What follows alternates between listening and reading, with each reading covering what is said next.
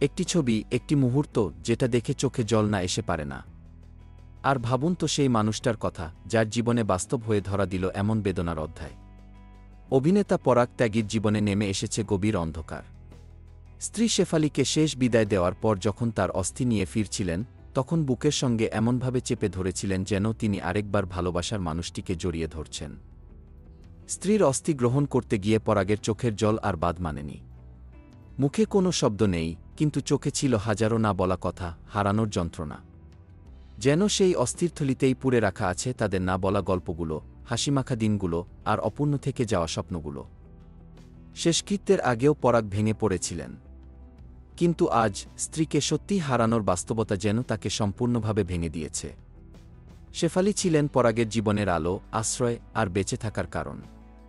আর আজ সেই মানুষটি শুধুই স্মৃতি। ভালোবাসা যেমন গভীর হয়, তার বিচ্ছেদও হয় ততটাই নির্মম। আজকের পরাগ ত্যাগীর কান্না যেন প্রতিটি ভালোবাসার মানুষকে প্রশ্ন করে, সবথেকে আপনজন হারানোর যন্ত্রণা আসলে কতটা কঠিন হয়।